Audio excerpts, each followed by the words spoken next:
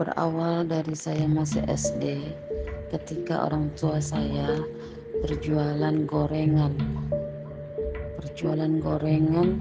di depan jalan raya, maksudnya di depan pinggir jalan gitu ya. Jadi dari rumah ke depan itu agak lumayan lah jalannya. Jadi suatu ketika waktu pas mau tutup jam 1, gorengan ibu saya udah habis. Kami udah siap-siap mau pulang ke rumah. Tapi ketika mau pulang ke rumah itu kami tidak berani.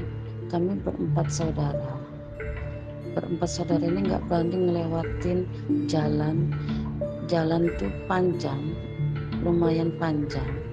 Jadi dia nggak ada lampu, dan kebetulan sebelahnya adalah gudang roti yang untuk tempat penyimpanan gerobak roti gitu.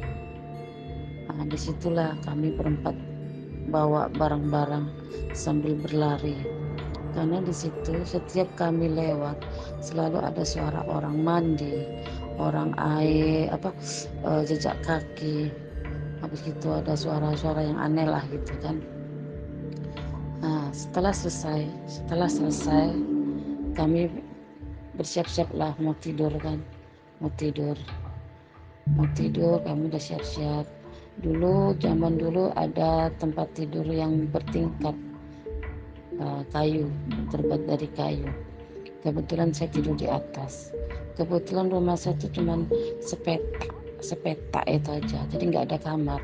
Jadi tidur satu ruangan bersama keluarga. Ibu saya sama bapak tidur di bawah, abang saya tidur di kasur sendirian. Jadi saya sama adik saya tidur di bawah, saya di atas gitu kan. Setelah saya mau tidur, memang di situ saya nggak ada doa, saya lupa karena saking capeknya. Tiba-tiba badan saya kaku.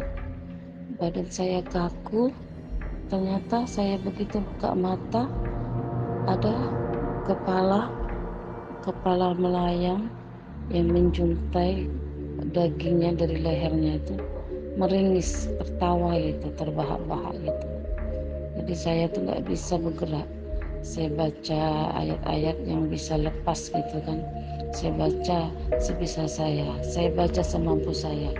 Alhamdulillah bisa lepas. Kemudian saya pindah ke bawah. Gak sampai pindah ke bawah, belum sampai saya tidur, baru saya mau ambil bantal. Saya baringkan badan saya. Terdengar suara kursi itu goyang sendiri. Astagfirullahaladzim. Di situ saya baca lagi ayat kursi. Dan keesokan harinya saya bilang sama ibu saya, katanya itu hanya halusinasi. Sejak saya dapat melihat itu, saya sering dinampakin sesosok orang yang menyeramkan gitu ya. Setelah saya beranjak dewasa, saya kerja. Habis itu saya ngekos. Di situ saya ada di lantai 2, saya tidur sendiri. Nah, setelah saya rencana saya mau sholat tahajud gitu. Gak seberapa lama saya sholat, saya mau ambil air wudhu di kamar mandi. Kebetulan kamar mandinya di sebelah kamar saya. Begitu saya masuk ke kamar mandi, setelah keluar, berdiri di hadapan saya seorang laki-laki dengan telanjang bulat berlumuran darah. Langsung saya istighfar langsung barang itu hilang. Setelah itu saya sholat. Setelah sholat selesai, saya baringkan badan saya. Nampak pocongan tuh loncat-loncat. Astagfirullahaladzim. Jadi situ bahwa saya itu bisa melihat barang-barang yang aneh dan goib gitu kan. Gak sampai di situ, setelah saya menikah dengan suami saya menempati rumah yang ibaratnya satu petak. Waktu itu saya baru nikah. Habis itu Saya di situ ke kamar mandi ya. Saya baring-baring lah dekat suami. Gak seberapa lama ada tangan besar berbulu. Kayak seakan-akan mau menarik sesuatu. Dari situlah saya ngomong sama suami. Tapi suami saya nggak percaya. Katanya saya halusinasi. Kemudian saya pindah. Kebetulan saya udah punya anak ya, punya anak pertama. Saya pindah lah. Pindah itu kebetulan di situ ada abang suami saya kerja di situ. Jadi direkom sama abang suami saya, rumahnya bagus. Setelah saya lihat dalamnya, dia ada 2 kamar, tapi yang satu kamar tidak bisa ditempati karena di situ untuk tempat barang. Setelah saya ngobrol sama suami, saya nggak mau karena nanti yang tinggal di rumah saya sendiri, karena suami sering keluar gitu kan. Dari situ suami saya meyakinkan bahwasanya nggak ada apa-apa dan di tempat saya itu rame katanya kan. Oke lah, saya turutin apa kata suami saya. Setelah itu sehari 2 hari tidak ada rasa yang aneh-aneh. Baru ketiga hari saya beranikan diri untuk cuci piring karena dapurnya luas kan. Di dapur itu ada kaca warna hitam agak lebar gitu. Saya cuci piring, gak seberapa lama ada orang lewat, kayak lewat, bukan jalan ya, kayak apa ya, terbang gitu, rambutnya hitam putih, gak nampak mukanya. Saya diam. Kedua, dia menampakkan lagi. Dari situlah saya tinggal cuci piring saya di depan sama suami. Besoknya saya bilang kalau di sini rumahnya nggak bagus karena aku dinampakkan si Kunti, saya bilang. Dan suami saya lagi-lagi bilang, kau ini menghayal, kau ini halu, nggak ada barang-barang kayak gitu dulu katanya kan. Besoknya lagi saya ditinggal suami saya. Karena suami saya kan kerjanya malam supaya ambil ayam di gudang, nggak mungkin saya diajak kan. Begitu saya ditinggal malam-malam. Disitulah bunyi suara air, suara jejak kaki. Terus dengan supaya saya nggak kesepian, saya nonton TV malam-malam. Kebetulan remote itu saya agak jauhkan gitu kan. Gak seberapa lama TV itu dimatikan sama dia. Udah dimatikan. Setiap jam 12 malam di rumah itu anak saya selalu nangis dan bunyi lolongan anjing selalu saja dari jam 12 sampai malam. Disitulah banyak kejadian yang di atas lemari bunyi, ibaratnya kayak orang ketok-ketok pintu gitu kan. Setelah itu saya menangis karena saya nggak betah, karena sering diganggu. Karena suami saya kan enak, dia pulang malam, berangkat malam, pulangnya pagi, jadi nggak tahu kejadian malam itu kan. Setelah itu saya mohon minta pindah karena saya nggak betah.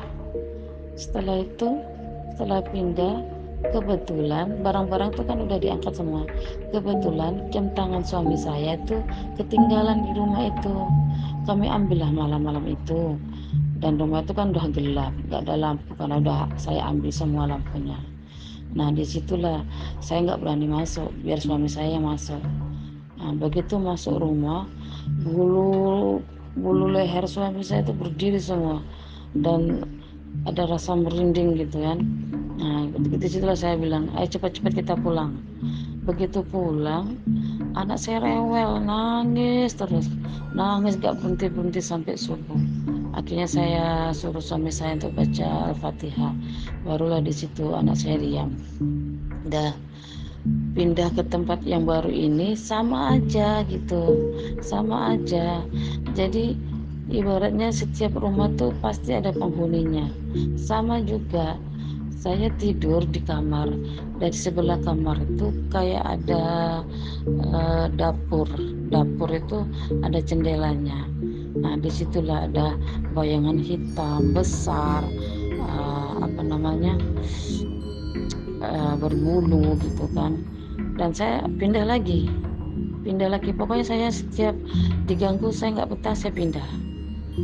Saya pindah yang keberapa ya, yang kesekian kali.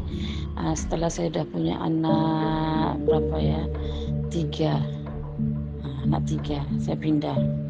Dan saya pindah itu rumah itu memang bagus. Rumah itu memang bagus, baru siap dibangun. Baru siap dibangun, kebetulan orang yang punya rumah udah meninggal, yang laki-lakinya. Setelah itu dinego-nego, akhirnya saya tinggallah di situ kan. Setelah tinggal di situ sehari, 2 hari, sebulan, 2 bulan aman. Setelah berapa hari saya tinggal, disitulah mulai menampakkan hal-hal yang aneh gitu kan. Hal-hal yang aneh seperti ini. Anak saya tuh kan nangis ya, kepanasan. Kebetulan rumah saya tuh memang panas, gak ada penopi. Saya pindahkan kasur itu ke keluar gitu kan. Pas saya pindahkan kasur itu keluar malam-malam, rencana memang tidur di luar, nggak tidur di kamar. Setelah itu keluar dari kamar mandi itu orang tinggi besar, dia duduk di kasur saya diam aja, mau apa dia. Nggak seberapa lama anak saya nangis karena takut kayak gitu kan. Akhirnya saya pindah ke kamar dan saya suruh bacain Al-Fatihah. Nggak sampai di situ, maghrib anak saya bersih-bersih. Pas waktu di belakang mau ambil sapu, nampak dia kuntilanak pas di depan dia. Lari dia terbirit-birit dengan rasa takut, dengan rasa saya ingin menenangkan anak saya. Saya coba bertanya, apa yang kau lihat? Kuntilanak katanya. Sampai di situ saya diam. Berarti anak saya bisa melihat gitu kan. Keesokan harinya suami saya pulang dari kerja, ambil uang ayam di restoran malam kan. Begitu suami saya nyampe, anak saya belum tidur. Anak saya keluar minta jajan gitu. Kemudian suami saya beli jajan di kedai yang dekat rumah. Saya tinggal di rumah sendirian. Dan kebetulan saya ini lagi masak buat agar-agar atau puding. Saya di situ menyusun puding, saya taruh di kulkas, saya duduk di situ. Tiba-tiba dari pintu samping, itu merangkaklah orang itu, orang yang besar berbulu dengan rasa takut, dan saya beranikan diri, saya hadapi dia, saya balikkan badan saya ke arah dia. Habis itu dia hilang. Setelah hilang saya pun kabur. Nah, di situ nggak gitu aja. Kalau siang saya cuci piring selalu ditungguin. Terasa saya ditungguin di situ. Begitu saya tanya sama yang punya rumah, kenapa saya selalu ditampakin orang yang tinggi besar laki-laki. Terus yang punya rumah bilang, iya itu suami saya. Terus saya bilang gini, saya nempati rumah itu bukan saya bikin rusak, saya rawat rumahnya. Iya katanya, suami saya kayaknya belum rela karena ibaratnya rumah itu kan baru dibangun dan mau ditempati. Ternyata Allah berkehendak lain. Suami saya dipanggil itu kan. Nah di situ saya coba bertahan lagi. Terus habis itu malam-malam suami saya kan kerjanya jam 1 jam 2 ya, motong ayam. Ada diketok pintu jendela saya, ketok. Saya kira anggota saya, karyawan saya gitu kan, minta kunci. Begitu dibuka nggak ada, sampai 3 kali. Suami saya pun menunggu dia ketok pintu yang kesekian kali, nggak ada. Akhirnya dia berangkat. Setelah berangkat itulah kami nggak berani keluar dari kamar. Setelah itu begitu kami makan di belakang, makan berjamaah, makan sama-sama satu nampan.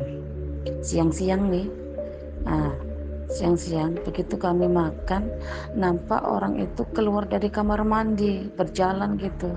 Terus saya sama suami pandang-pandangan karena melihat dia jalan gitu. Terus saya bilang gini, baru tahu kan baru tahu kan kalau aku bisa melihat, baru tahu kan kalau di sini ada orangnya, saya bilang gitu kan. Nah, disitulah suami saya baru percaya kalau saya bisa melihat dan merasakan. Gak kejadian di rumah itu aja, di jalan pun saya selalu melihat sesuatu hal-hal yang bikin saya gimana ya, setiap saya jalan selalu ada aja penampakan-penampakan seperti itu. Jadi saya merasa jadi kayak kayak dikelilingi orang-orang seperti itu gitu kan. Jadi saya bilang gini sama suami saya, kenapa saya selalu nampak yang begitu-begituan, saya nggak mau gitu. Karena terus terang saya juga takut gitu kan. Nah, di situ udah tinggal 4 tahun di rumah yang serem itu. Akhirnya saya pindah. Saya pindah di sebelah rumah. Saya sering pindah rumah karena sering diganggu itu. Sejak saya tinggal di situ, saya nggak pernah sehat. Saya sering sakit. Begitu sakit, saya nggak bisa bergerak. Kayak dibuat lumpuh. Tapi alhamdulillah saya bisa sholat gitu kan. Nah, setelah saya pindah, kemungkinan orang itu ibaratnya ngikutin saya gitu kan. Anak saya yang diganggunya. Katanya dengar suara, terus tiba-tiba muncul di kamar laki-laki, badannya tegap, terus ada yang jalan, ada yang bikin suara. Nah, dari situlah anak saya jadi gak berani tidur sendiri. Nah, itulah salah satu cerita yang menurut saya agak serem gitu kan. Banyak lagi cerita yang lainnya gitu yang gak kalah seremnya.